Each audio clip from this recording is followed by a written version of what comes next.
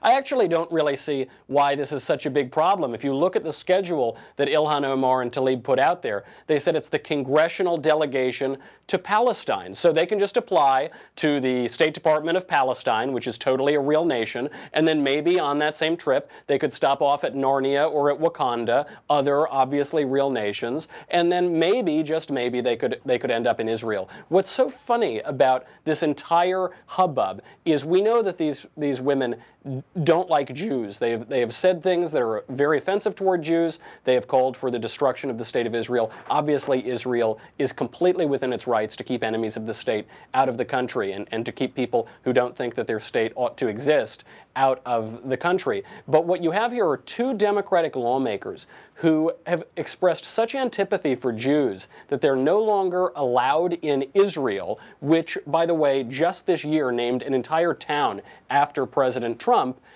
And then you have the Democrats accusing President Trump of being a Nazi or a neo-Nazi. You have it exactly backwards. I don't know how they're going to be able to keep up this ridiculous line. And I think, as you rightly pointed out, this incident from the president and from Bibi Netanyahu is going to force Democrats to rally behind some of the most radical Jew-hating elements in their party. It's not really a great look going into 2020.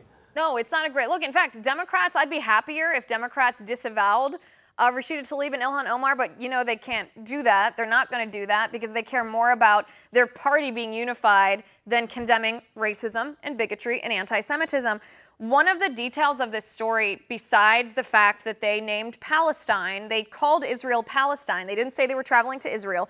One of the other details that really was just jaw-dropping to me was what group was going to pay for Ilhan Omar and Rashida Tlaib to make this trip. I mean, this group, other members of this group have actively called for terror attacks against the state of Israel.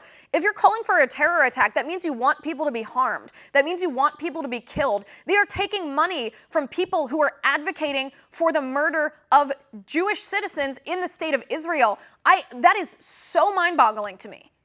Of course, and you see the motivations of this trip very clearly from the people who are funding it and from the language they're using as they were preparing for it, which is they're not trying to build consensus, they're not trying to establish dialogue, they are trying to lobby and campaign for the destruction of the state of Israel. And what you're seeing playing out here is not just merely a question of Israel and the United States, you're seeing the question of the nation. Does the nation have a right to protect itself? Certainly it would seem to be the case that a nation is allowed to defend the nation and keep enemies of the nation outside of it. But you have the entire, for all intents and purposes, the entire leadership of the Democratic Party now calling for open borders in the United States. For all intents and purposes saying everybody has a right to come here and American citizens do not have a special right to their own country. And that is going to play out in the question of Israel. I think obviously Israel is making that point.